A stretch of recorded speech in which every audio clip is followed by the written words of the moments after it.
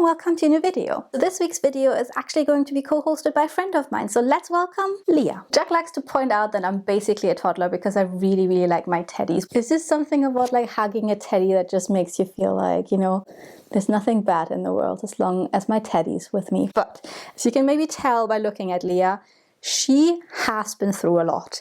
So you may think she is one of those teddies that you've had since your childhood, but I have to admit, Leah's only 5 years old. I got her right before the lockdown. Jack gave her to me for Christmas, and as soon as I saw her, I knew she would be my new top teddy. And I've been loving her literally to bits. So Archie, when he was a puppy, got to her and chewed her nose. But it kept on for multiple years, but just recently it fell off. So she had a nose job done, but now her nose is really tiny because I ordered the wrong size. Leah feels like the responsibility of looking after me is getting a bit too much, and she would like to have maybe an apprentice who can take over some of the responsibilities. I thought it would maybe be fun to try and make a teddy together. So, you know, I do a lot of sewing, but I've only ever made clothes. So I've also made this beautiful dress that Leah's wearing, and I should maybe say we're filming this on Halloween, which is why Leah is wearing her spooky socks. But I've never tried to make a teddy, so this is really exciting, and I could obviously just buy one, but I feel like if you make it yourself, maybe it's going to be like giving birth to your little own creation. So I thought, you know, let's try it. So let me show you what I got to make this teddy. So this is the pattern I'm going to be using. It's the 10x2 Studio Fox pattern, and originally this was meant to be printed as a DIN A4, which I have here, and it would have been 43 centimeters, but I printed it as a DIN A3 because I wanted it to be a bigger fox and to give like really good warm hugs.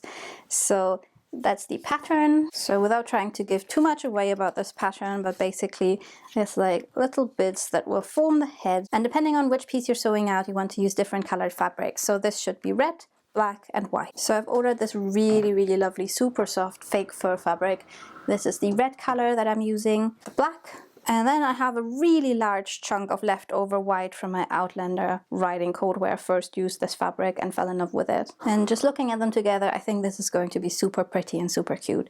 And I did mention in my last video that this time I'm actually working with fabric that is more expensive than any fabric I've ever worked with. So a meter of this costs £64, which I think is insane. So I've just bought these little tiny bits to minimize the cost. I do have 2 pieces of red fabric, but I still think it's going to be quite a squeeze. So let's try and fit this onto the fabric.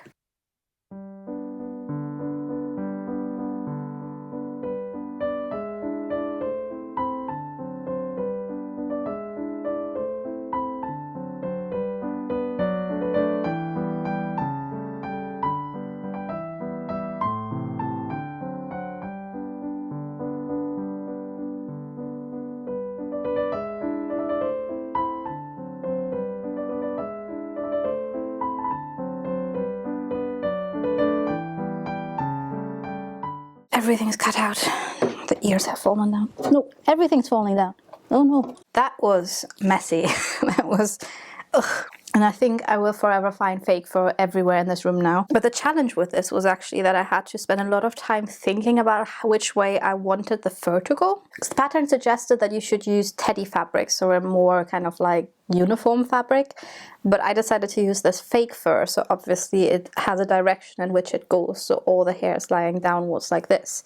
So that meant that for every single piece I had to think about how I wanted the hair to fall, because the way that the pattern was suggesting to have the hair didn't necessarily match up with my ideas. This is meant to be the nose, so I thought it would make sense for the hair to go away from the nose, because that would kind of like be what it would look like for a real fox, right? Whereas for the side bits of the cheek, I wanted it to kind of like fluff out towards the sides, so the fur is going this way. So now it's just a matter of assembling. So I think I'll start with the face because I'm very eager to see what this shape will actually look like.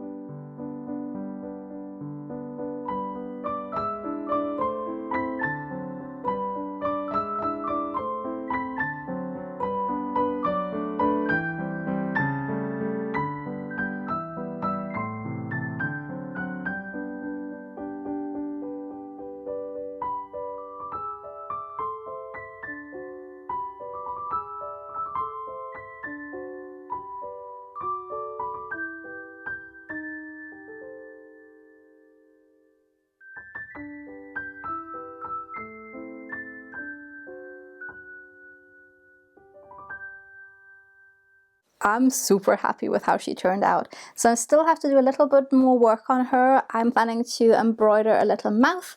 I'm thinking of even maybe giving her some freckles because I feel like that would be super adorable. I was meant to use teddy joints for her arms, but I got a little bit overwhelmed by the amount of fluff and just turning the fabric inside out and filling it.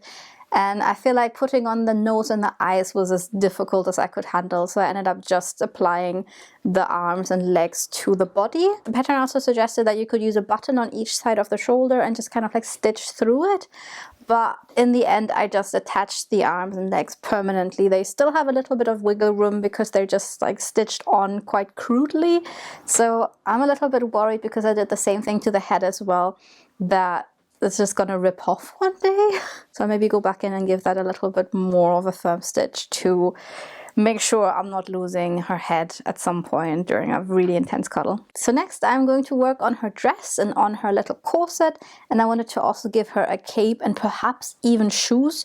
But I feel like the shoe part I find a little bit difficult to imagine how I'll do that, so I'll see whether I'll actually get to it. We're stopping here for today, and I'll see you again when we'll look at the fabric and the clothes. Welcome to the next stage of our sewing adventure. As I mentioned previously, the fox is done and I gave her a little mouth. I tried giving her freckles, but obviously the fur is very long, so they just disappeared into the fur. So next we want to make an outfit for her. Let me quickly show you guys what I have in mind for her outfit. I thought she'd look really cute in a contrasting green dress. Then I'll add a little lace-up corset from a tartan wool, and then I'll finish the look with a beige cape that has a red lining. I've got a little corset pattern, and then I've got little bits for a dress, and then I've got a pattern for bloomers, and lastly I've got a pattern for a cape with a hood. So all of these patterns come from 10x2 Studio as well, so since I printed them out in a DIN A3 as well, that means they're the perfect size for this fox. So let me show you the fabrics I've got in mind for this. So these are all 100% leftover wool fabrics that I have used for other projects. So first of all, I've got a solid green wool, which I used for making my green jacket and my green skirt ensemble some time ago. So this is just like a foresty green color. Then I've got some more of the material that I used for making the Outlander coat. So it's got like little freckles of color in it, but it's more of a mossy green color. And then I've got a fabric that I really like. It's a little checked fabric. So it's got like greens and reds in it. And I use this for making a vest for myself. So I think I'll be using this to make a little corset vest. I think that could be cute if I have this vest and she's got this vest. If we're thinking that this is going to be the overlayer, I actually think I may want to go with a leftover Outlander coat, and there's cat hair on everything. So I think I'll go with the leftover Outlander fabric for the dress and with this one for the corset. And then I have like a beige fabric that I may use for the cape if I get to it, but I'm not sure if I will at this point, because I also want to make the bloomers, and they're just going to be made from like a white 100% cotton bed sheet. So just to kind of like peek out underneath the dress, and I think that would be so cute. So let's get this started. I'm very excited to get her dressed. My mom said that she actually prefers her undressed, but I have this thing where I just really like teddies to be dressed, because is there anything more whimsical than like a teddy wearing a dress?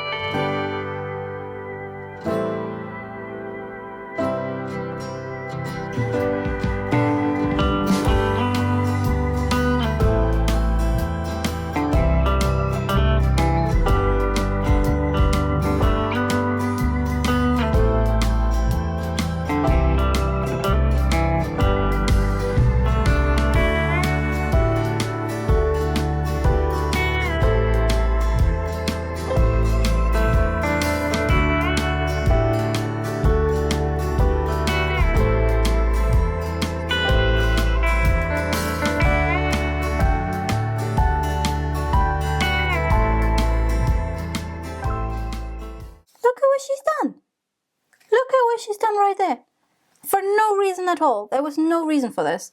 She was not hungry, she was not having any issues, it was not the time, she just did it out of spite. As I was trying to say before I was rudely interrupted by my cat wrecking the entire bedroom. So it is only 4 o'clock just now, which means I still have enough time to quickly make the cape.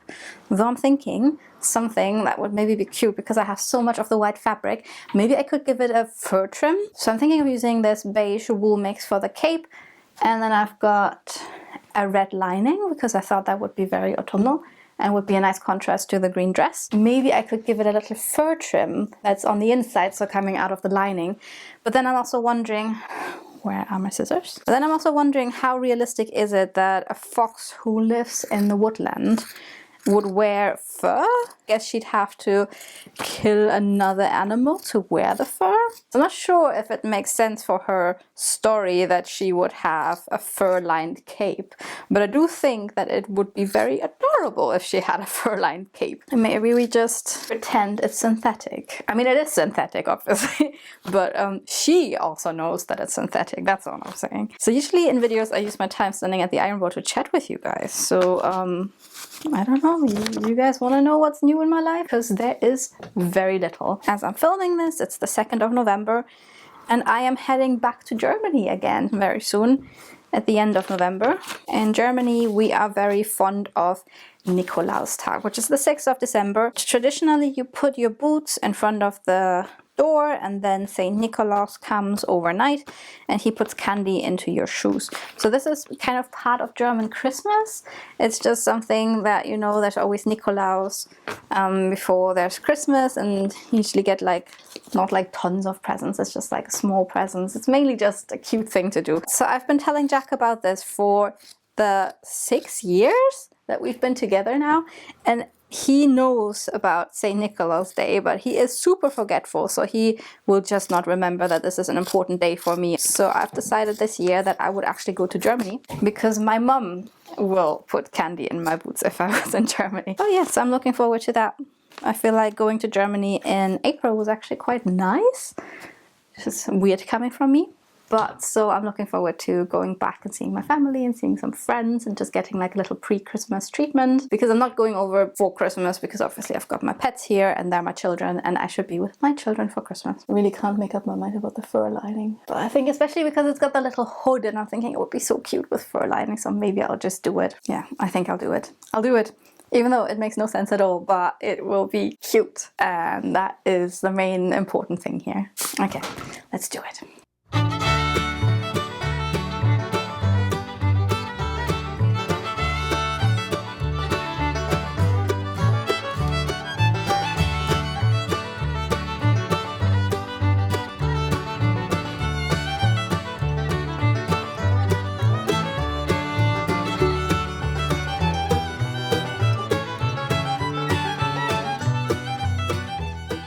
Our little foxy friend is finished and her entire outfit with it. So I managed to make the dress with an underlayer, the vest, bloomers, and the cape. But because I decided to put the fur on the cape as well, there's now again fluff all over this room and all over me. And it's in my nose and I can feel it on my face and it's everywhere. But I think she looks really cute and she's actually sitting right next to you. So I've actually decided to call this little fox Hatty. I was originally thinking of maybe naming her Edith, but then once she was born and I could see her face, I could just tell she wasn't an Edith. She looked really cheeky and she looked like she wanted to be called Hatty. So I genuinely cannot wait to show you the entire outfit together with the finished fox, and she looks so adorable. So with that, I will take her out into her natural habitat and I will see you guys again in the reveal.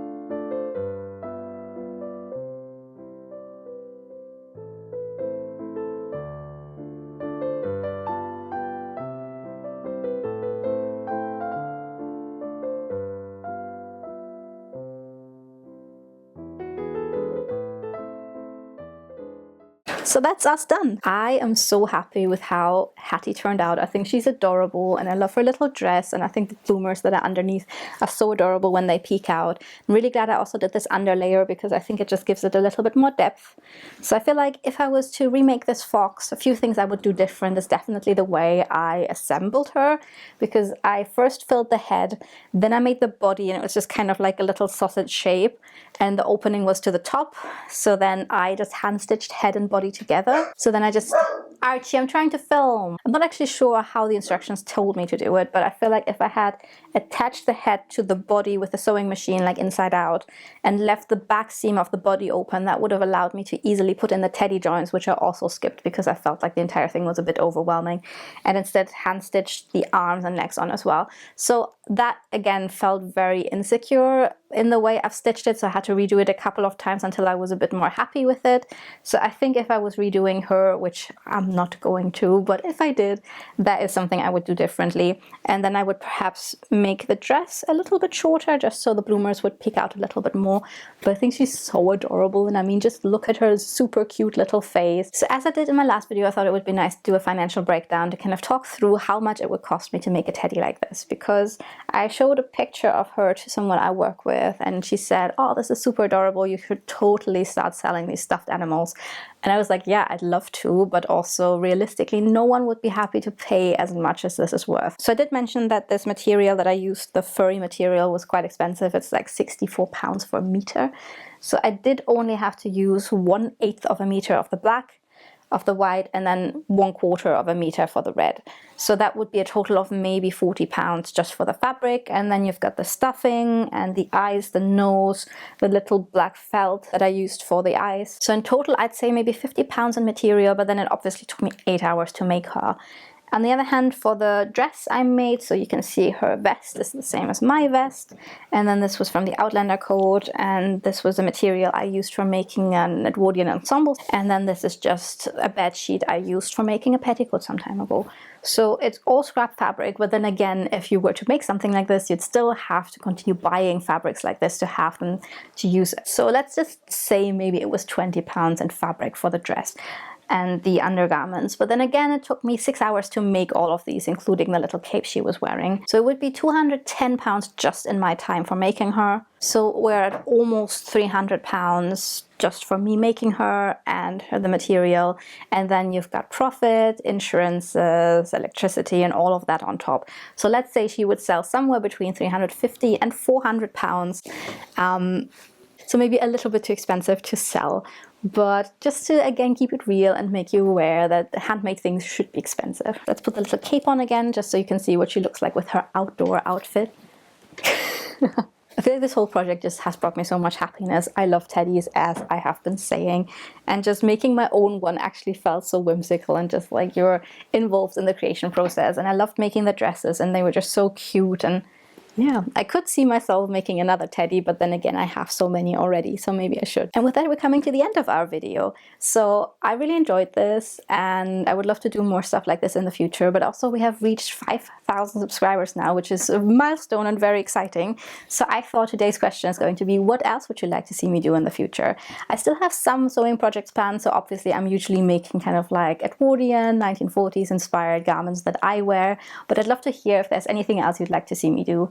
And with that, I'll hopefully see you in my next video. And if you want to see what I'm up to in the meantime, check out my Instagram. It's Dear Tally, just like this channel. And I'll see you in the future. Bye-bye.